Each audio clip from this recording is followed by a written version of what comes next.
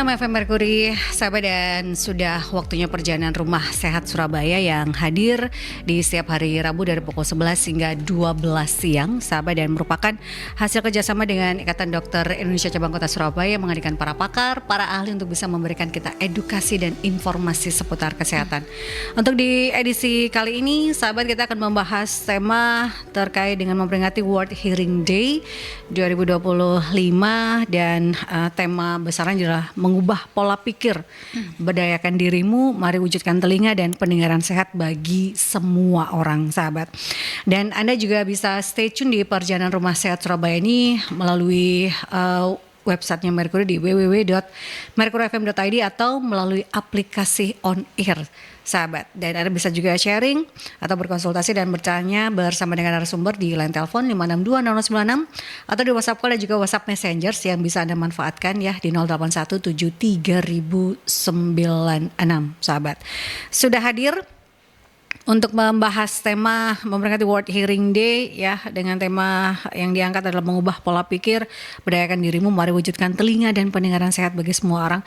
Ada Dr. Sofia Tiarini, spesialis telinga, hidung, tenggorokan, bedah, kepala, dan leher. Apa kabar, Dok?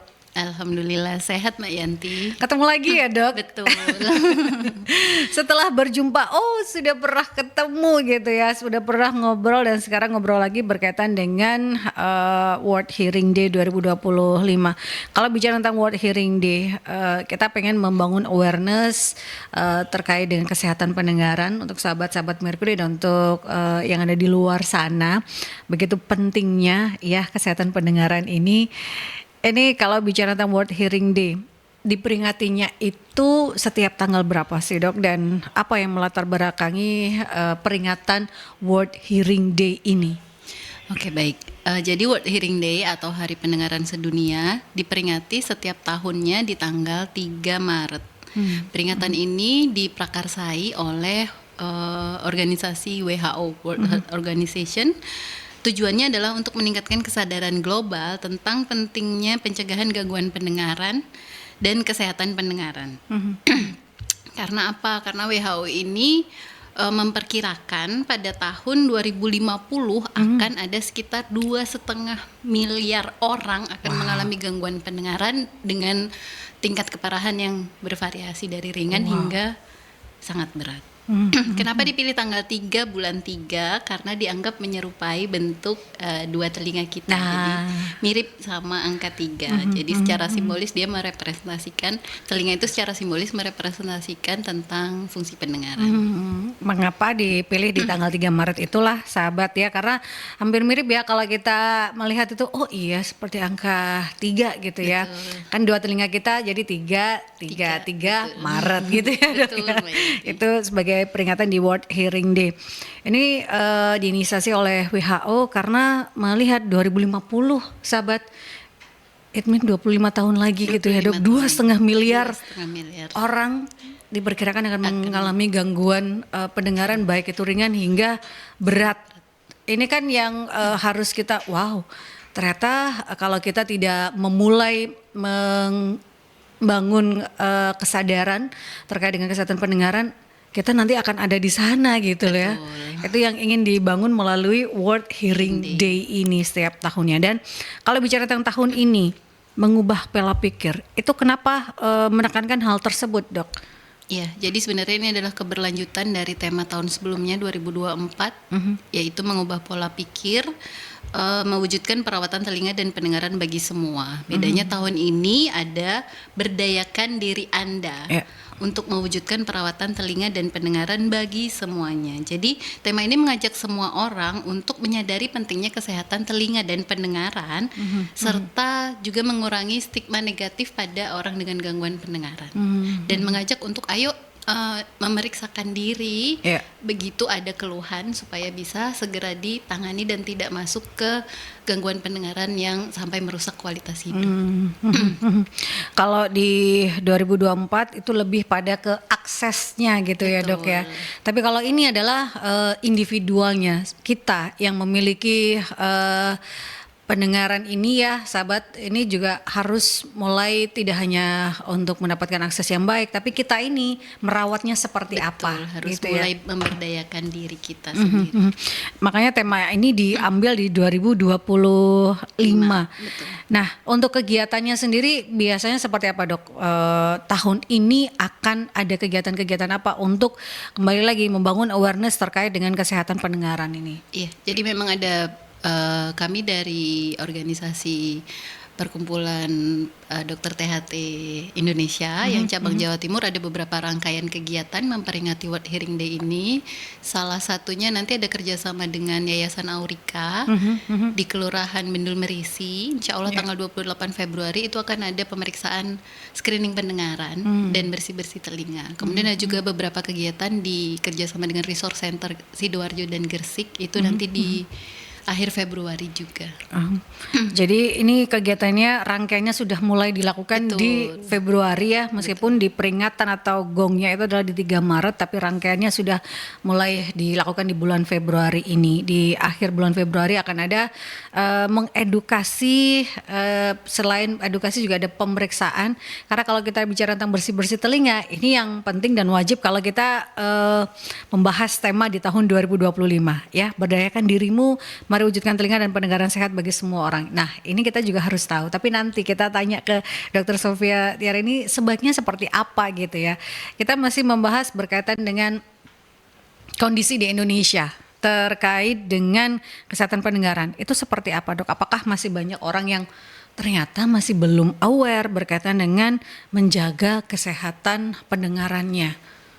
Ya, betul sekali. Jadi memang angka kejadian gangguan pendengaran di Indonesia ini memang tidak sedetail di beberapa negara maju, tapi berdasarkan hasil riset kesehatan dasar 2018, Riskesdas 2018 itu dikatakan sekitar 6,1% masyarakat Indonesia itu mengalami gangguan pendengaran di berbagai tingkat. Jadi dari ringan hingga sangat berat. Itu 6,1% itu setara sekitar 15 juta orang, Mbak Yanti.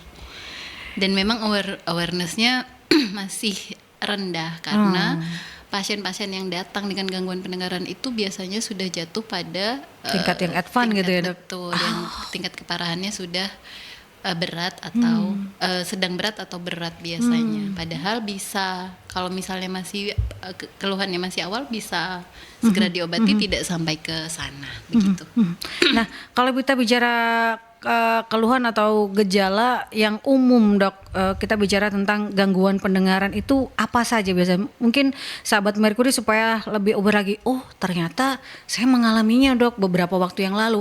Apakah saya juga harus melakukan pemeriksaan sedini mungkin kalau saya sudah pernah merasakan gejala tersebut? Ya, jadi kita harus tahu dulu definisi dari gangguan pendengaran itu seperti apa. Per definisi gangguan pendengaran itu adalah apabila kita tidak dapat mendengar sebaik orang normal. Sedangkan orang normal itu dikatakan pendengaran normal kalau bisa mendengar suara di 25 desibel. Jadi gini Mbak Yanti, suara itu ada ukurannya. Sama seperti kalau kita menimbang berat badan kan ada kilogram. Betul. Kalau suara itu satuannya desibel. Nah, dikatakan kita pendengaran kita normal, telinga masing-masing telinga kanan dan telinga kiri apabila bisa mendengar suara di 25 desibel atau kurang. Kalau lebih dari 25 desibel berarti ada gangguan pendengaran dengan tingkat keparahannya. Nah, gejala awalnya apa? Berbeda antara dewasa dan anak-anak. Kalau pada dewasa biasanya yang pertama adalah kesulitan saat proses percakapan, terutama di lingkungan bising misalnya. Lagi di keramaian, misalnya lagi di jalan atau di pasar, terus ada yang ngajak ngobrol, kok enggak terlalu jelas nih. Kemudian sering meminta orang lawan bicara untuk mengulang kata-katanya. Maaf, apa? Kenapa? Hah? Apa gitu? Iya betul. Apa? Itu salah satu gejala yang dikeluhkan. Kemudian yang lain lagi ada sering mendengarkan televisi atau radio, mendengarkan banget dengan gitu. kencang, lebih keras daripada biasanya. Berikutnya juga ada sering salah mengikuti instruksi, misalnya disuruh apa tapi beda, karena dia memang sulit untuk memahami percakapan karena gangguan pendengarannya itu. Oh, oke. Itu pada dewasa. Sedangkan pada anak-anak paling sering kalau misalnya terjadinya di sebelum usia belajar bicara, itu akan mengalami terlambat bicara atau speech delay. Ya, ya, ya. Karena dia sulit untuk proses belajar bicaranya. Jadi proses belajar bicara pada anak itu harus dengan modal pendengaran yang normal. Karena dia memahami kata-kata itu. Betul, baru dia bisa mengulangi kata-kata yang diajarkan kepada dia. Oh, iya, iya, iya. Kemudian kurang respon, misalnya ada suara keras atau ini dia kok nggak respon. Harusnya kan dia sering kaget apabila ada suara, dia mencari sumber suara sesuai sama tingkat perkembangannya juga sih. Nggak yang dari bayi terus langsung disuruh cari. Nggak juga sih. Dan biasanya kalau di usia sekolah dilihat dari prestasi akademiknya. Oh, oke. Ada gangguan biasanya kalau pada dengan keluhan pendengaran. Kan ada dok di masyarakat kita itu ya, bayi usia balita lah ya, itu di beberapa daerah itu digebrak. Ya, itu kan katanya supaya ini untuk melihat respon nih. Nah kalau seperti itu pendengarannya bagus, jantungnya kan ya dok? Betul. Gimana kalau menurut dok? Masih ada nggak sih dok? Iya, kalau di daerah-daerah memang masih banyak dan itu tradisi ya. Memang tradisi. Tapi pemeriksaan seperti itu adalah pemeriksaan yang kurang objektif. Karena apa? Kagetnya bisa dari suaranya, atau bisa dari gerakan gitu ya. Misalnya di meja gitu ada goncangan mejanya, dia juga kan bisa kaget, ada respon. Oh iya, iya. Dan kita tidak bisa secara objektif menilai, oh kalau dia respon berarti pendengarannya normal. Dan juga perlu diketahui, tadi kan sudah disebutkan bahwa dikatakan pendengarannya normal kalau di 25 desibel. Sedangkan kalau digebrak itu kan tinggi kita nggak tahu. Betul. Berapa desibel itu gitu. Bisa misalnya 80 desibel dia respon. Padahal dia ambang dengarnya misalkan di 40 misalnya. Itu kan sudah ada gangguan. Tapi di gebrakan itu dia tetap akan mendengar. Jadi memang secara ideal ada pemeriksaannya yang secara objektif. Dilakukan pemeriksaan saja di fasilitas kesehatan ada kan ya dok ya? Betul. Di fasilitas kesehatan terdekat itu akan bisa, karena biasanya bayi yang baru lahir itu akan dilakukan pemeriksaan. Nah, gitu ya, jadi dok, namanya screening pendengaran pada bayi baru lahir. Karena ada juga faktor yang menjadi faktor terjadinya gangguan pendengaran adalah infeksi pada saat kehamilan atau faktor genetik. Jadi bisa saja saat masih di kandungan dia sudah terjadi gangguan pendengaran. Dan itu angkanya cukup lumayan tinggi Mbak Yanti. Jadi begitu dia lahir idealnya langsung diperiksakan screening pendengaran namanya. Itu salah satu faktor penyebab gangguan pendengaran ya dok. Untuk faktor genetik kita bukan faktor genetik tapi bawaan dari lahir. Betul. Gitu ya. Tapi kalau untuk penyebab lain dari gangguan pendengaran itu apa saja dok? Selain tadi itu salah satu faktornya ya infeksi saat kehamilan. Betul. Gitu kan. Kemudian harus mengantisipasi dengan melakukan pemeriksaan setelah bayi lahir. Penyebab untuk orang dewasa biasanya apa dok? Apakah faktor lingkungan? Apakah lifestyle? Apa dok yang jadi penyebab? Jadi penyebab faktor yang mempengaruhi terjadinya gangguan pendengaran itu bermacam-macam, bervariasi dan tergantung juga pada kelompok umurnya. Kita mulai dari anak-anak dulu ya Mbak Yanti. Di usia sekolah biasanya yang rentan adalah terjadinya infeksi telinga tengah. Itu bisa menyebabkan gangguan pendengaran. Yang dulu kita bilang conge.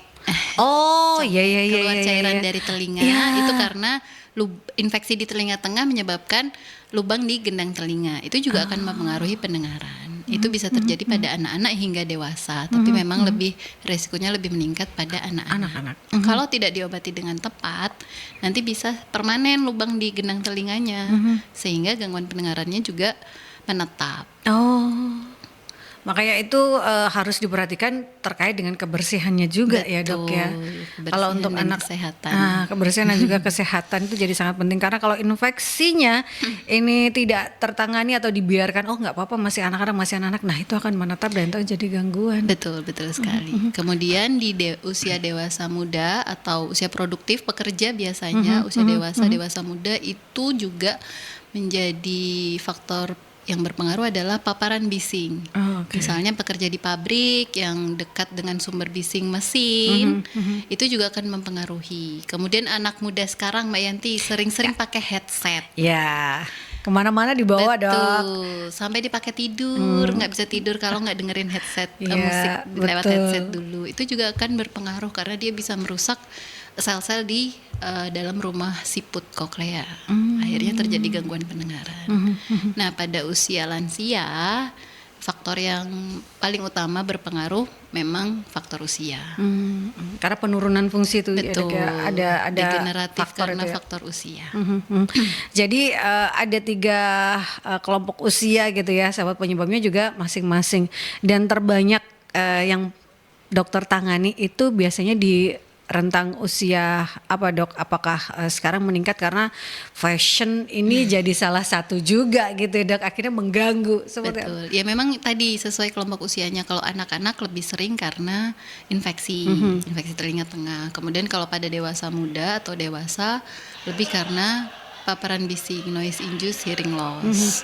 Tapi pada usia tua karena faktor presbikusis, karena faktor usia atau penyakit penyerta misalnya diabetes dan Oh, darah tinggi. nyambung ke situ ya, dok. Betul. Wah. Karena komplikasi dari penyakit darah tinggi dan diabetes itu salah satunya juga ke pembuluh darah yang di dalam telinga.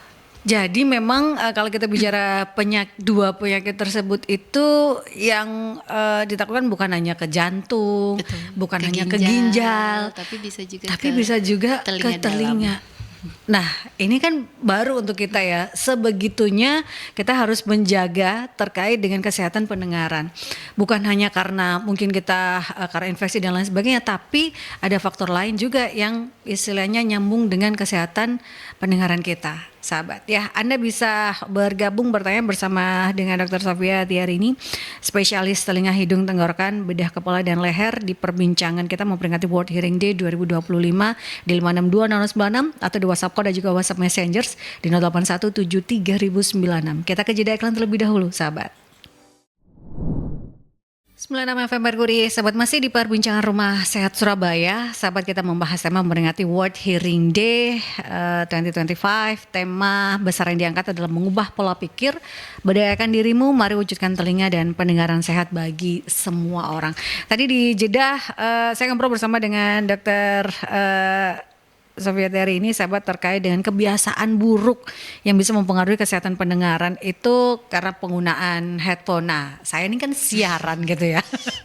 Siaran kadang itu sampai 4 jam gitu ya sehari.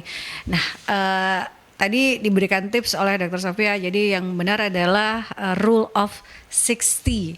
Itu ya, dok, mungkin bukan hanya untuk saya ya, tapi untuk para editor di luar sana atau orang-orang yang berhubungan dengan sound atau engineering yang tinggi, itu juga jadi tips yang sama juga, dok. Betul. Rules of 60. Iya, rules of 60 pada semua golongan. Jadi bisa pekerja yang berhubungan dengan sound atau misalnya pekerja pabrik yang juga tingkat bisingnya tinggi. Yeah. Kemudian juga anak-anak sekolah sekarang kan juga pakai daring misalnya, digital atau gitu pekerja ya. yang meeting lewat daring itu juga kalau pakai headphone dibatasi rule of 60 sebaiknya. Rule of 60 itu 60 menit menggunakan, 60 menit istirahat gitu Ya, dok, jadi 60 durasinya adalah maksimal 60 menit dengan jeda setelah penggunaan 60 menit itu adalah istirahat 60 menit. Jadi pakai headphone-nya maksimal 1 jam.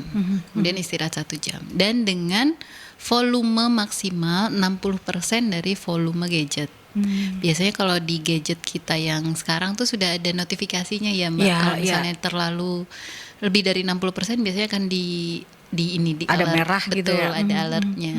Karena itu juga salah satu teknologi yang untuk mendukung kesehatan pendengaran kita.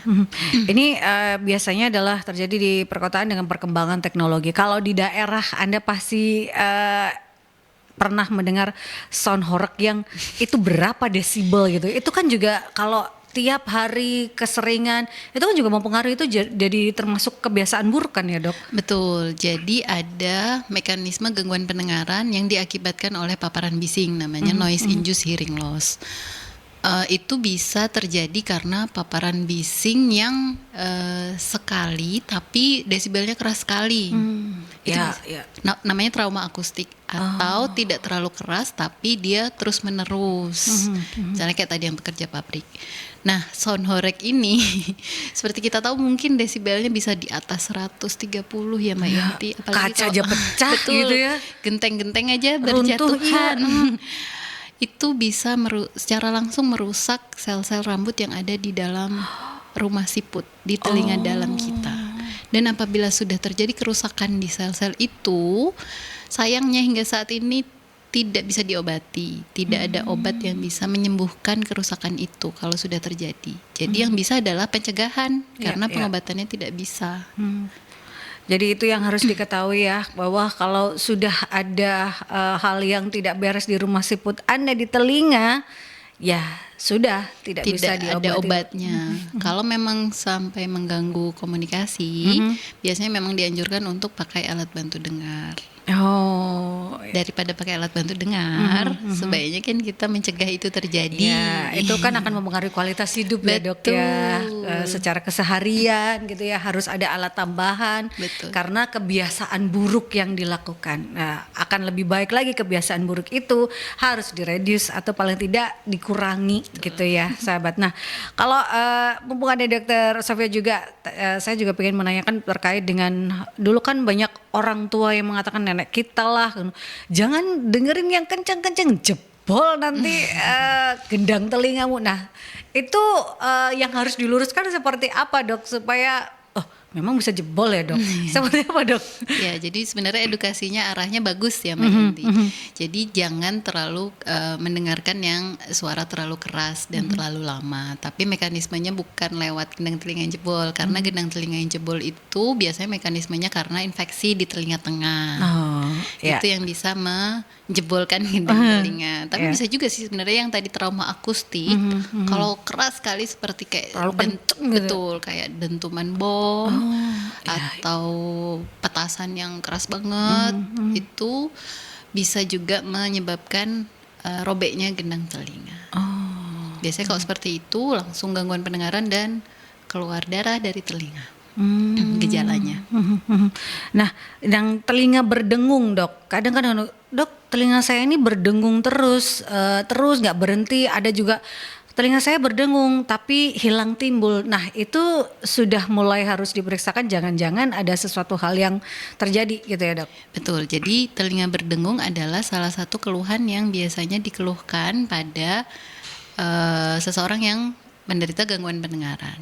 Tapi bisa jadi juga dikeluhkan padahal tidak ada gangguan pendengaran. Jadi harus dievaluasi. Misalnya ada keluhan telinga berdengung, harus segera periksa supaya bisa dievaluasi apakah memang ada kelainan di telinga bagian luar, tengah maupun dalam. Kalau ada biar segera diobati.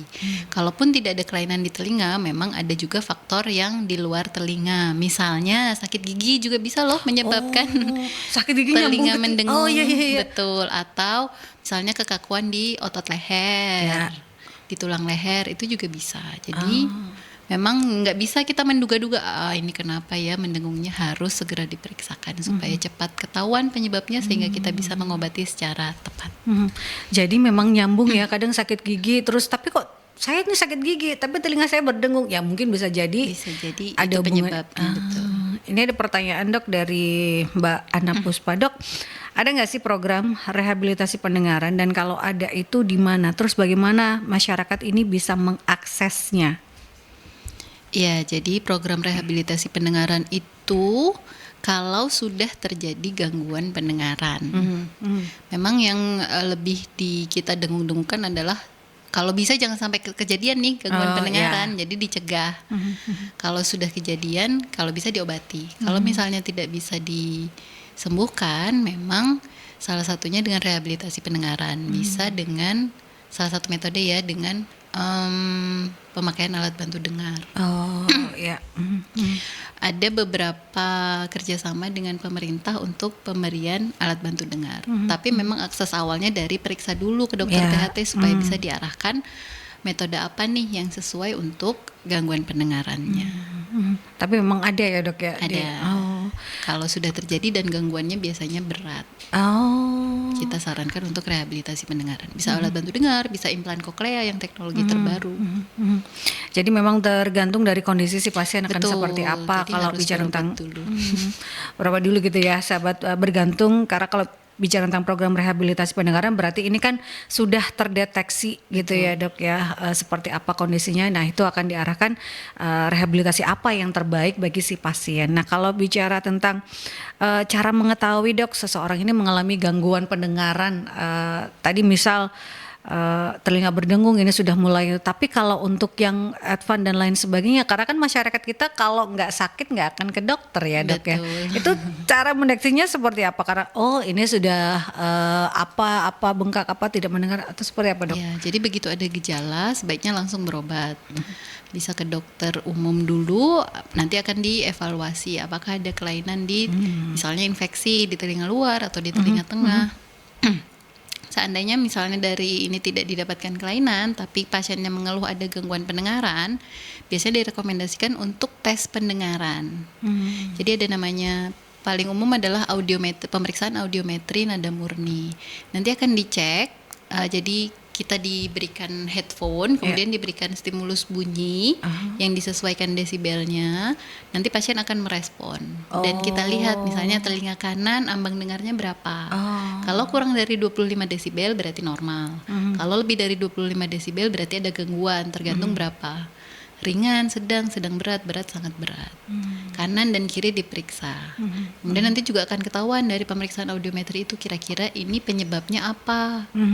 Apakah karena kerusakan, karena paparan bising misalnya, atau karena faktor usia. Nanti pengobatannya disesuaikan dengan penyebab dari gangguan pendengaran tersebut. Jadi memang nanti akan dites dengan audiometri seperti apa kondisi dari pasien ini kesehatan pendengarannya gitu ya dok ya, baik itu kanan ataupun juga kiri. Kadang kan memang ada mungkin yang kanan mengalami gangguan, yang kiri baik-baik saja. Nah gitu itu juga ya. sering gitu pasien. Jadi dan itu membuat dia tidak sadar kalau yang kiri ini ternyata ada gangguan karena yang sebelah kanan masih normal. Jadi dia tidak merasa terganggu dalam komunikasi. Nah pada saat dicek, oh sudah ada gangguan nih. Oh, jadi itu pentingnya ya sahabat. Mungkin saya nggak apa-apa kok, saya masih dengar. Nah mungkin kanan dan kiri kesehatannya berbeda gitu ya. Itu pentingnya melakukan pemeriksaan. Nah sebaiknya dok melakukan pemeriksaan untuk kesehatan pendengaran itu kalau dokter gigi kan 6 bulan sekali, kesehatan mata adalah 1 tahun sekali paling tidak. Nah untuk kesehatan pendengaran ini yang disarankan dokter seperti apa? Ya tergantung. Kalau misalnya individu sehat tanpa faktor resiko, misalnya pekerjaannya tidak berhubungan dengan paparan bising, kemudian tidak ada riwayat genetik keluarga dengan gangguan pendengaran, itu dianjurkan 1 sampai 2 tahun sekali, minimal 2 tahun sekali. Tapi pada individu dengan resiko terjadinya gangguan pendengaran, misalkan tadi paparan bising yang terus menerus, kemudian ada riwayat minum obat-obatan yang berpotensi untuk mengganggu fungsi pendengaran, itu disarankannya adalah 6 bulan sekali untuk periksa. Pada lansia juga sarannya berubah ke 6 bulan sekali karena ada faktor usia itu tadi. Ya, ada penurunan fungsi gitu ya. Ada penurunan fungsi sehingga pada usia di atas 60 tahun sebaiknya 6 bulan sekali. Jadi kalau misalnya sudah terjadi gangguan segera bisa diberi tata laksana. Nah untuk pengobatan dengan perkembangan teknologi yang ada sekarang ini di dunia kesehatan pendengaran ini seperti apa dok? Ya jadi sekarang teknologi sudah makin maju ya Mbak Yanti. Dia masuk di berbagai aspek dalam hal kesehatan pendengaran. Untuk diagnosis dia juga membantu sekali. Sekarang pemeriksaan sudah lebih canggih, sudah lebih cepat terdeteksinya, beda sama yang dulu.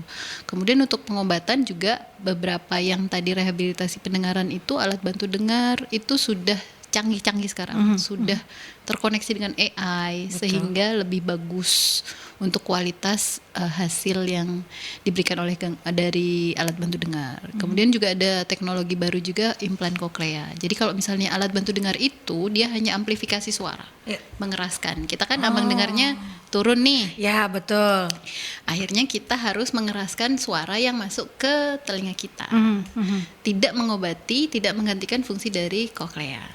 Jadi memang ada kemampuannya, tergantung gangguan pendengaran dan tergantung kemampuan dari alatnya, karena dia fungsinya adalah mengeraskan suara. Ya. Tapi kalau implan koklea dia menggantikan fungsi koklea yang sudah rusak itu.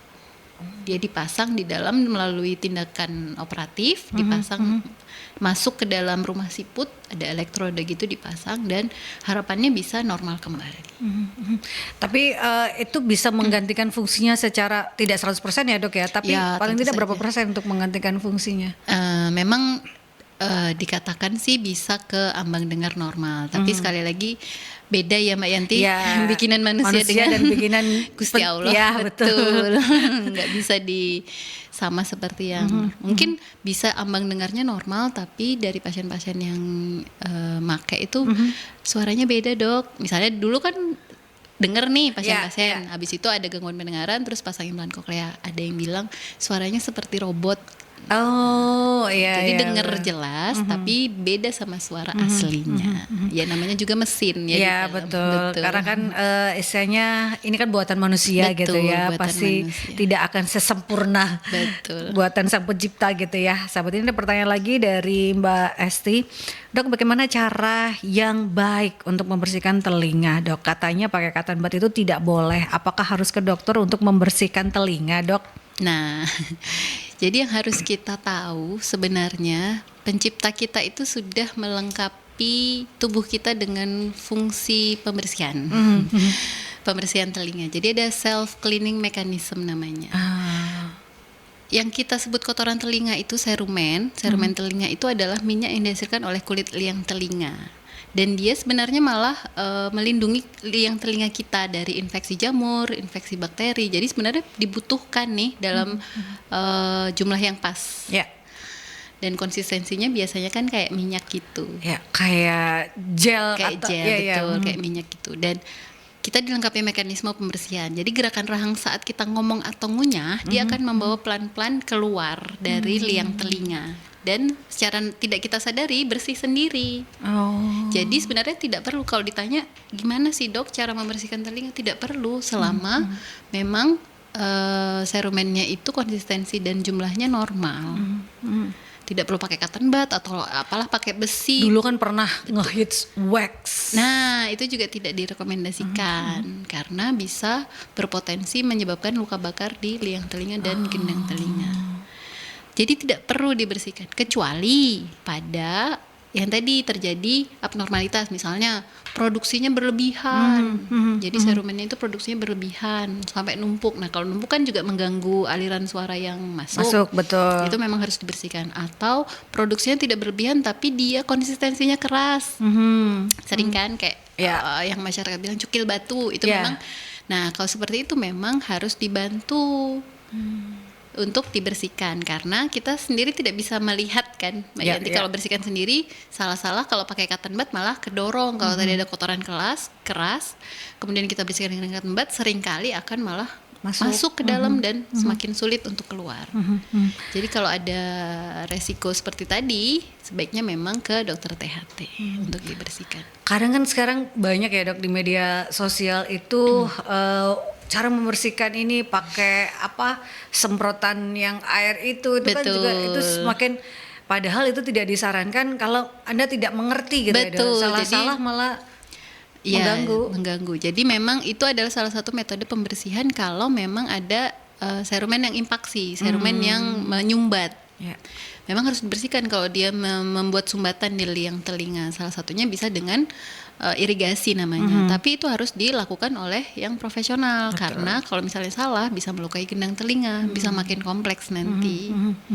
Jadi jangan sembarangan ya sahabat, karena banyak sekali dijual ini mudah ini. itu kalau tidak ahlinya malah akan mengganggu pendengaran Anda Betul, malah gitu ya, berpotensi sahabat. mengganggu. Itu yang harus dipahami, jangan terlalu ya bagus gitu ya untuk mendapatkan informasi, tapi dikonfirmasi juga ke ahlinya, ke dokternya, sahabat. Nah, kalau kita bicara tentang gangguan pendengaran yang tidak tertangani dengan baik, ini komplikasinya seperti apa, Dok? Apakah ada gangguan pendengaran yang tidak tertangani dengan baik akan menimbulkan komplikasi dan mengganggu kualitas hidup? Betul. Jadi kalau misalnya terjadi gangguan pendengaran, biasanya yang akan berdampak secara langsung adalah fungsi komunikasi kita. Fungsi komunikasi dengan orang lain akan terganggu. Ya. Akibatnya sering salah paham, Ya. sering tidak merespon misalnya. Kalau di keluarga misalnya orang tua dengan anaknya, orang tua sering, orang yang sudah lansia sering karena tidak jelas mendengar, akhirnya anaknya keras nih ngomongnya, akhirnya ngerasa kok dibentak-bentak. Jadi juga mempengaruhi psikologis orang tuanya Betul. juga. Mempengaruhi komunikasi yang sebenarnya niatnya nggak itu gitu Iya, ya. niatnya nggak begitu, tapi karena dia harus kedengarnya harus suara yang keras, akhirnya kan kita lebih naikkan volume. Tapi akhirnya jadi salah paham, dipikir marah-marah. Jadi tidak hanya di fungsi komunikasi, tapi juga ke kesehatan psikologis dan mental. Juga bisa karena tadi dia merasa aku kalau ngomong sama orang kok nggak terlalu dengar, jadi dia rasa kurang percaya dirinya muncul, jadi saya menarik diri, betul, jadi nggak mau interaksi sosial dengan orang-orang. Misalnya biasanya kumpul ibu-ibu arisan, jadi males, jadi nggak mau ikut arisan, itu akan menarik diri, akhirnya bisa yang paling berat jatuh ke keadaan depresi. Jadi dari gangguan pendengaran bisa juga jatuh ke stres, cemas, akhirnya depresi. Karena merasa, wah saya kok gini. Betul, gitu ya. Akhirnya tidak berinteraksi. Nah itu ya sahabat, kalau kita bicara tentang kesehatan pendengaran, itu ternyata tidak hanya Anda tidak akan bisa mendengar sesuatu hal yang biasa Anda lakukan, tapi hal-hal lain itu juga akan terpengaruh, sahabat. Kualitas hidup akan menurun, tidak seperti biasanya kalau Anda ini tidak mulai melakukan pemeriksaan jika sudah mengalami gangguan seperti telinga berdengungkah, atau kok rasanya ini tidak enak dengan telinga, itu sudah mulai harus melakukan pemeriksaan gitu ya, sahabat. Kalau kita bicara tentang kesehatan pendengaran ini, karena kita inginnya di peringatan World Hearing Day 2025 adalah mengubah pola pikir, berdayakan dirimu, mari wujudkan telinga dan pendengaran sehat bagi semua orang. Tidak harus menunggu untuk gejala yang lebih berat, sahabat, tapi mulailah sekarang juga untuk paling tidak aware dengan kesehatan pendengaran. Tidak harus Anda harus membersihkan, karena ada pembersihan sendiri di tubuh kita gitu ya. Itu yang harus dipahami. Jadi tidak harus beli alat yang ada kameranya lah, apa itu kan banyak ya, Dok. Iya. Ada kameranya apa ini, atau zaman dulu pakai bulu ayam. Nah itu juga harus dihindari, membersihkan telinga. Kalau memang ada gangguan, ada berdengung dan lain sebagainya, lebih baik ke dokter THT, sahabat. Jangan sampai Anda menjadi dokter untuk diri Anda sendiri gitu. Itu yang terpenting. Kita ke jeda iklan terlebih dahulu, sahabat, tetap stay tune di Perjalanan Rumah Sehat Surabaya. 96 FM Merguri, sahabat, masih di Perbincangan Rumah Sehat Surabaya bersama dengan Dr. Sofia Tiarini, spesialis telinga, hidung, tenggorokan, bedah, kepala, dan leher. Kita membahas tema terkait dengan peringatan World Hearing Day 2025. Tadi di jeda iklan saya mengkonfirmasi banyak hal bersama dengan Dr. Sofia, sahabat, karena kalau dulu kita sehabis berenang kemasukan air, terus kadang orang masukin air lagi nanti keluar lagi gitu, itu ternyata tidak berpengaruh, itu hanya mitos gitu ya, Dok ya. Betul, mitos aja. Dan itu tidak boleh dilakukan gitu ya. Paling benar tadi ada tipsnya, yaitu pakai tisu, jangan terlalu kencang-kencang juga, yang soft saja, sahabat. Itu akan perlahan juga akan keluar sendiri kan ya, Dok ya. Menyerap airnya nanti akan keluar. Nah itu yang harus dipahami. Ternyata banyak hal mitos berkaitan dengan kesehatan pendengaran gitu ya. Nah kalau kita bicara tentang cara sederhana yang bisa dilakukan untuk sehari-hari lah ya, untuk menjaga kesehatan pendengaran itu apa? Karena kan tadi membersihkan dengan cotton bud tidak boleh dilakukan atau paling tidak jangan. Itu akan membuat malah ini akan menumpuk dan lain sebagainya. Untuk sebaiknya seperti apa, Dok? Cara sederhananya menjaga kesehatan pendengaran kita, baik itu untuk membersihkan atau menghindari kebiasaan-kebiasaan buruk itu, Dok. Iya, untuk membersihkan telinga tadi kan sudah dibahas kalau kita punya self cleaning mechanism. Jadi sebenarnya tidak perlu kita memakai cotton bud lah, besi untuk yang apa sih yang sekarang buat nyungkil, betul. Itu juga tidak perlu karena bisa berpotensi untuk menimbulkan infeksi di telinga luar. Tapi yang direkomendasikan adalah kalau kita habis misalnya mandi keramas, telinga kita kan juga kadang kemasukan air.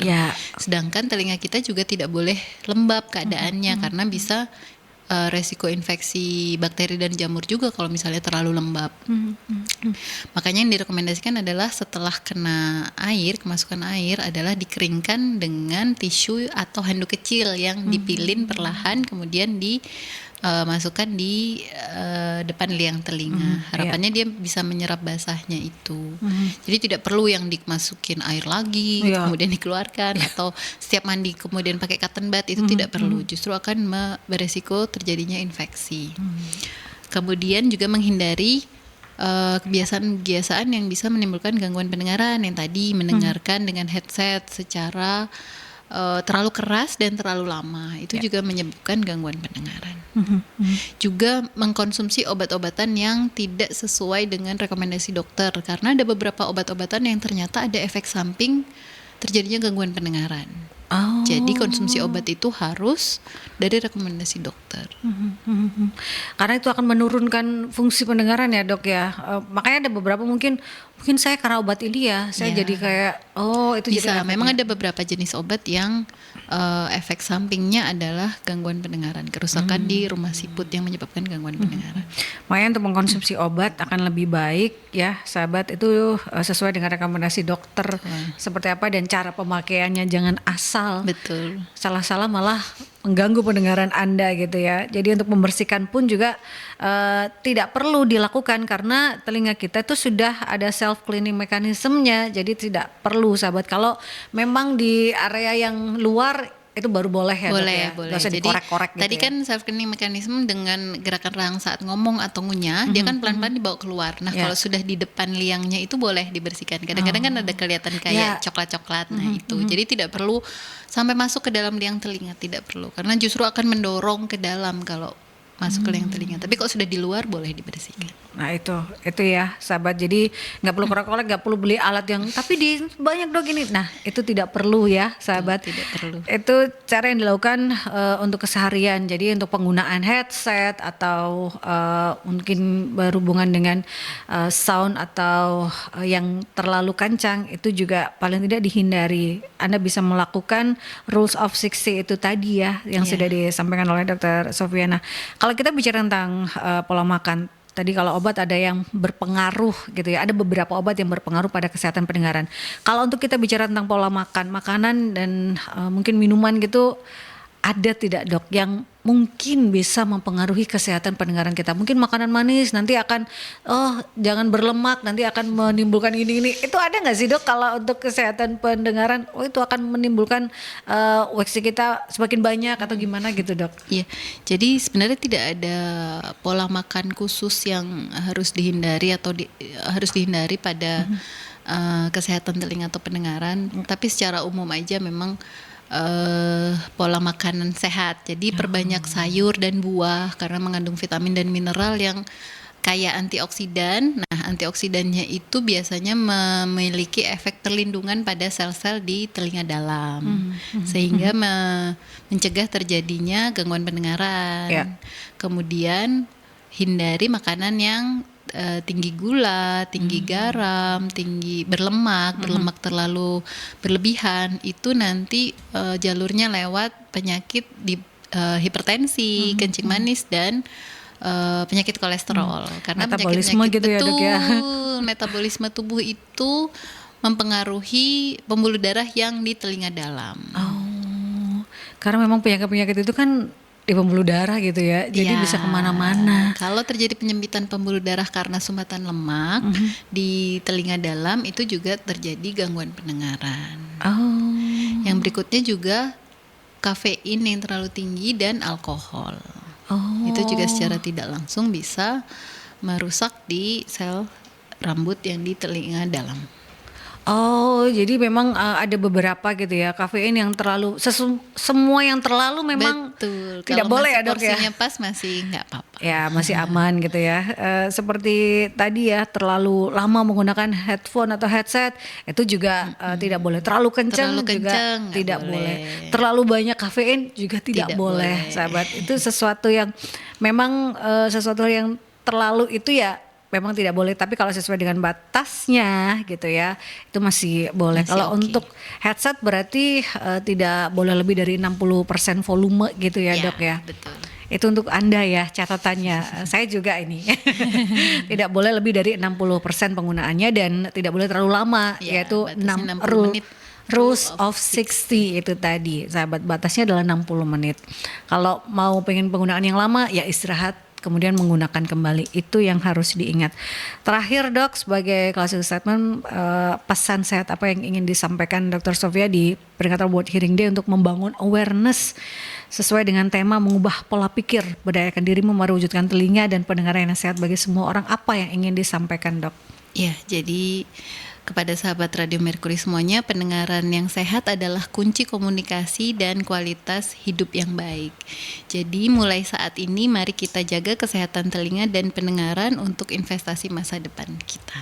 Nah itu ya sahabat di peringatan World Hearing Day ini karena kalau Anda terganggu fungsi pendengarannya itu akan menurunkan kualitas hidup ya karena akan berpengaruh pada komunikasi Anda, berpengaruh pada mental Anda sehingga membuat Anda insecure bahkan hingga ke depresi. Ya arahnya ke sana sahabat sehingga inilah wujud dari peringatan World Hearing Day 2025 karena menurut WHO kenapa ini diperingati di setiap 3 Maret di 2050 diperkirakan ada 2,5 miliar orang yang mengalami gangguan pendengaran baik itu di tingkat ringan hingga yang berat sahabat. Jadi kita mulai membangun awareness berkaitan dengan kesehatan pendengaran ini supaya kita tidak menuju ke 2,5 miliar orang ini yang mengalami gangguan gitu ya dok ya. Ternyata kalau kita bicara tentang kesehatan pendengaran itu sangat penting. Kalau Anda sudah merasakan gejala seperti telinga berdengung atau apapun itu, Anda sudah mulai harus melakukan pemeriksaan sahabat karena sudah ada banyak fasilitas kesehatan yang terdekat dengan masyarakat itu bisa dimanfaatkan. Terima kasih Dr. Sofia Tiarini, spesialis telinga, hidung, tenggorokan, bedah kepala dan leher sudah hadir, sudah membangun awareness kita terkait dengan tema kita kali ini. Dan untuk Anda yang tertinggal, sahabat Anda bisa menyaksikan kembali di YouTube channelnya Mercury di Radio Mercury 96. Dan ketemu lagi di Perjalanan Rumah Sehat Surabaya yang hadir setiap hari Rabu dari pukul 11 hingga 12 siang dan merupakan hasil kerjasama dengan Ikatan Dokter Indonesia Cabang Kota Surabaya menghadirkan para pakar, para ahli untuk bisa memberikan kita edukasi dan informasi seputar kesehatan. Stay safe, stay healthy, be happy dan Assalamualaikum warahmatullahi wabarakatuh.